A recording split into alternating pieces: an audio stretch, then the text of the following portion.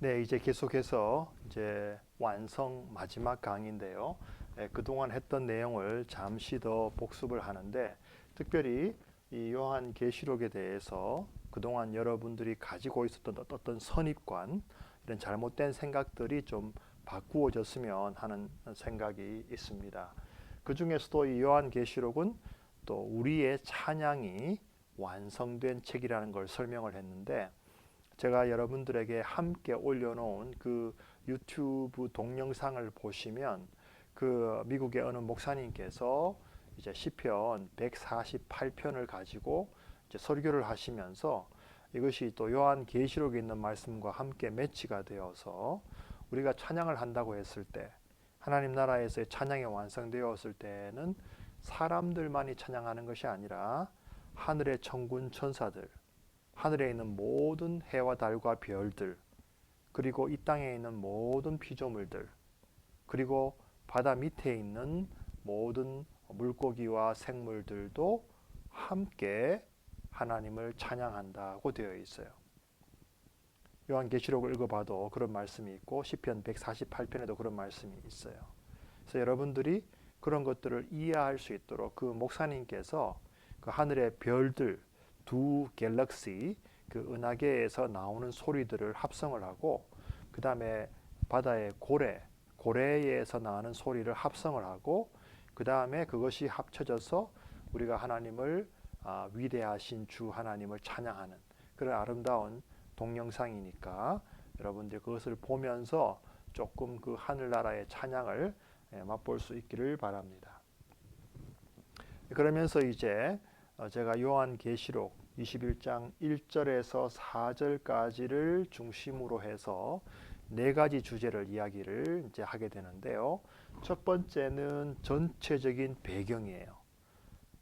창세기 1장 1절에서 하나님께서 하늘과 땅을 만드시고 이게 6일 동안 창조하셨는데, 여기서는 새 하늘과 새 땅을 창조하세요.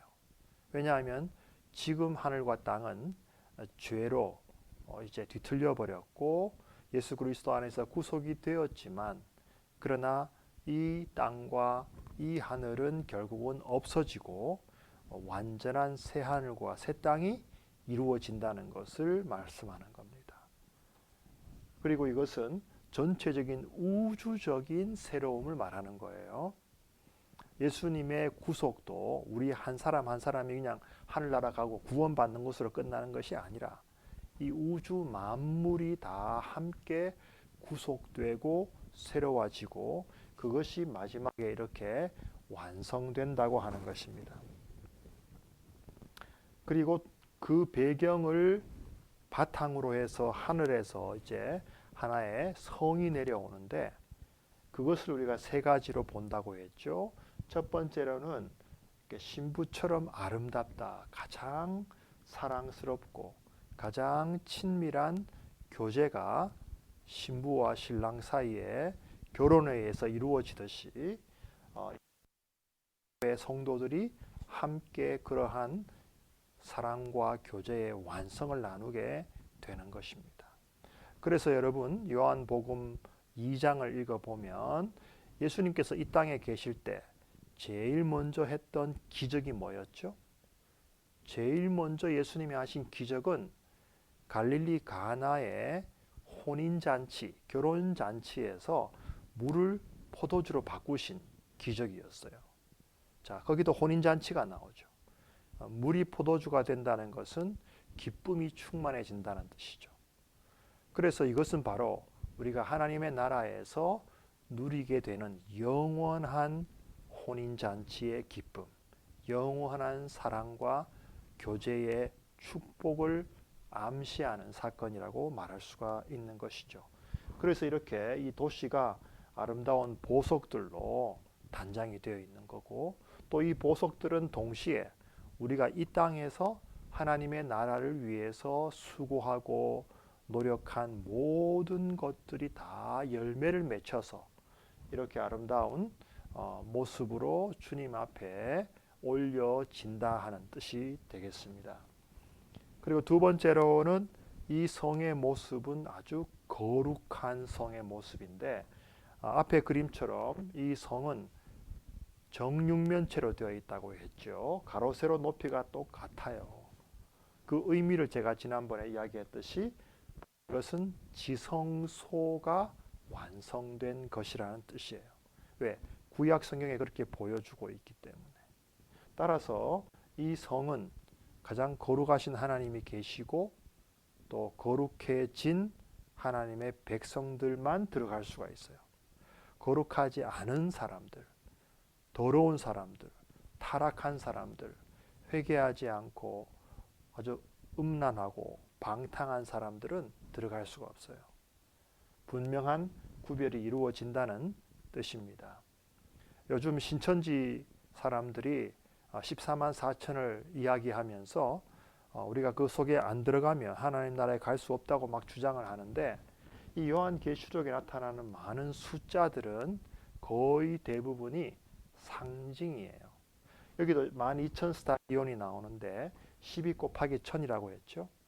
14만 4천도 12 곱하기 12 곱하기 1000이에요.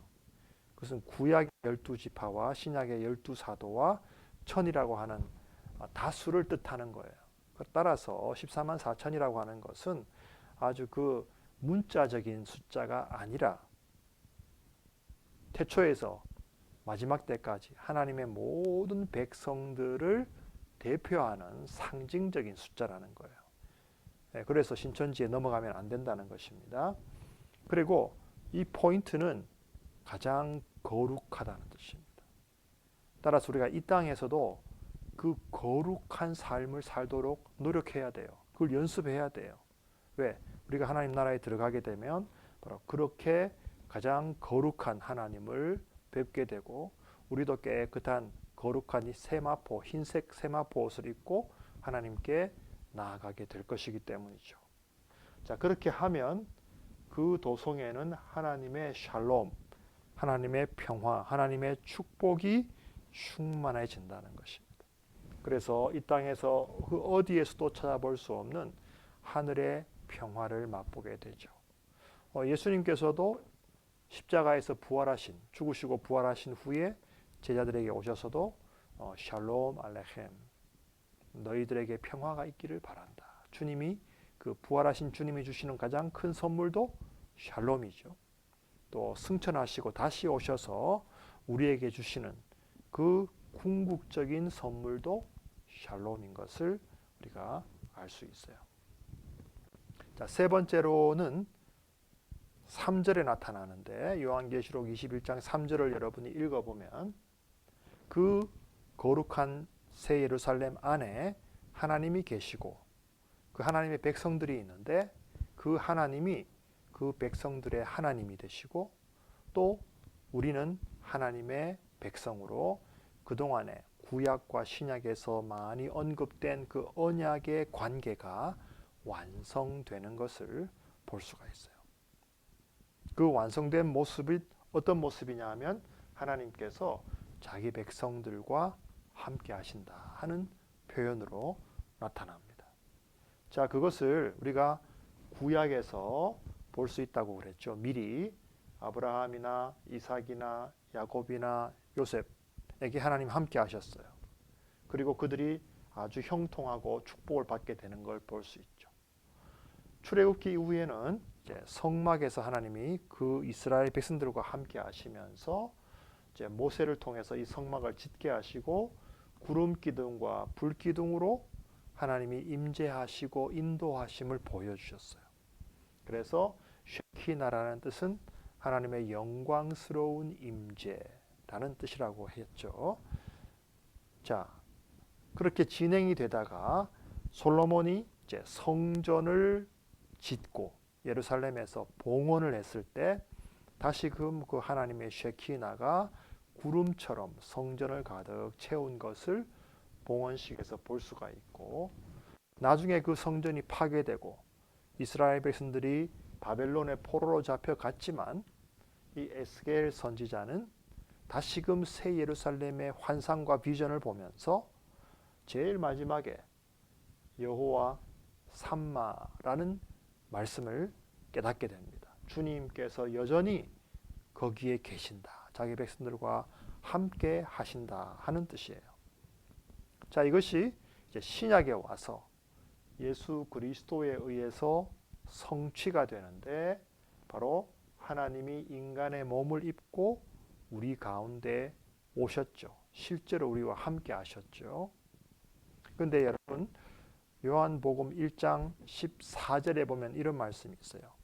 말씀이 육신이 되어 우리 가운데 거하심에 우리가 그의 영광을 보니 아버지의 독생자의 영광이고 은혜와 진리가 충만했다고 되어 있는데, 그 우리 가운데 거하신다, 함께 하신다 하는 단어를 보면 히라보로, 그리스어로 에스케노센이에요. 에스케노센. 그 에스케노센이라는 단어는 원래 히브리어에서 왔는데, 히브리어의 명사, 우리가 앞에서 본 쉐키나라는 단어를 그리스어로 옮기면 스케노스가 돼요. 그 스케노스를 동사로 만든 것이 에스케노센인 거예요. 단순 과거로서 하나님의 영광이 우리 가운데 함께 하셨다는 뜻이에요. 그러니까 이 사도 요한은 구약의 쉐키나가 이제는 인간의 몸을 입고 오신 예수 그리스도에 의해서 분명하게 성취되었다는 것을 설명하는 것입니다. 그래서 예수님의 이름을 임마누엘이라고 하는데, 그것은 바로 하나님이 우리와 함께 하신다 하는 뜻이에요. 그래서 구약에서 모든 하나님의 함께 하시던 모습이 예수 그리스도의 이 땅에 오심으로 성취되었고, 다시 예수님이 부활하시고 승천하신 이후에는 성령께서 다시 이 땅에 오시죠. 그것이 바로 이제는 예수님의 그 육체적인 임재를 넘어서서 영적인 임재, 언제 어디서나 우리와 함께 하시는 그 성령의 임재를 우리가 보게 되는 것입니다. 사도 바울도 고린도전서 3장 16절에 이렇게 이야기했죠. 너희가 하나님의 성전인 것을 알지 못하느냐. 하나님의 영이 우리 가운데 거하시기 때문에 우리의 몸이 성전이라는 것이죠. 더 이상 어떤 건물이 성전이 아니에요.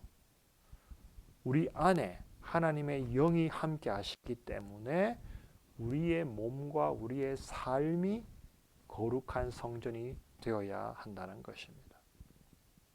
자, 여러분의 삶 속에, 여러분의 마음 속에, 여러분의 몸 안에 하나님의 영이 함께 하신다고 생각해 보세요. 여러분이 아무렇게나 살겠어요? 그렇지 않죠. 하나님의 임재를 늘 느끼면서 또 감사도 하지만 좀 두려움도 있겠죠. 그러나 더 조심하겠죠. 내 몸으로 우리가 죄를 짓지 않도록 노력할 것이고, 더 부지런하고 게으르지 않고 하나님 앞에 합당한 삶을 살아가도록 노력하겠죠. 그렇게 살도록 성령께서 우리 안에서 우리를 도와주신다는 거예요. 자, 그래서 성령의 강림이 바로 이 하나님이 우리와 함께 하시는 것을 더 보편화시킨 것이고, 제일 마지막으로 이제 하나님이 친히 우리와 함께 하신다는 거죠. 이 예루살렘에는 하나님께서 이제는 친히 우리와 함께 하시기 때문에 우리도 부활하신 몸을 입고 하나님 앞에 나아갈 때 우리가 하나님과 얼굴과 얼굴을 직접 대면하여 볼 수 있게 된다는 거예요. 지금은 우리가 우리 육체의 눈으로 하나님을 볼 수는 없죠. 그러나 우리가 부활한 가장 영광스러운 몸으로 변화가 되면 하나님과 아무런 거리낌이 없는 가장 완전한 그런 교제와 축복을 누리게 될 것이라는 것입니다. 자, 그 결과가 어떻게 될까요? 영원한 축복을 누리게 되는데요. 요한계시록 2장 21장 4절에 보면은 우리 눈에 눈물을 씻기신다고 말씀하고 있죠. 더 이상 사망이 없고 아픔이 없다는 거예요. 왜 이런 표현을 했을까요? 왜 이렇게 부정적으로 표현했을까요? 오히려 우리는 영원한 기쁨을 누릴 것이다, 우리는 영원히 행복할 것이다, 그런 표현을 사도 요한이 쓰지 않았어요. 그것은 바로 사도 요한이 이 편지를 쓸 때 그리스도인들이 너무나 많은 고난을 겪고 있었기 때문에, 눈물이 있었기 때문에, 날마다 죽어져가는 그런 성도들이 순교의 제물이 되었기 때문에 아픔이 많았던 거죠. 그런 성도들의 눈을 씻겨주신다는, 눈물을 닦아주신다는 말씀은 너무나 큰 위로가 되고 격려가 되고 힘이 되는 거예요. 여러분, 어린 아기가 무엇이 잘못되어서 막 울 때 엄마가 어떻게 해주죠? 엄마가 그 아기를 안아주고, 아기야 울지 마, 엄마가 눈물을 닦아주고 톡톡 해주면 아기가 금방 눈물을 그쳐요. 그리고 어머니 품에서 평안함을 느끼게 되는 것처럼 우리가 그 하나님 아버지의 품에서 우리의 이 땅에서 경험했던 모든 고난들 다 없어지게 되는 것이죠. 반대로 우리는 하나님과 가장 친밀한 교제를 나누게 될 것이고, 이 땅에서 우리가 주일마다 누렸던 안식을 영원히 누리게 될 거예요. 그리고 우리가 다 알지 못한 것들도 있죠, 이 땅에서. 그때는 우리가 온전하게 알게 된다고 말하고 있어요. 그리고 가장 거룩하게 기쁨이 완성되고 섬김과 풍요와 영광도 완전해지는 그런 영원한 축복을 우리가 누리게 될 것이라는 것입니다. 자, 여기까지 하고 조금 쉬었다가 나머지 내용 계속하도록 하겠습니다.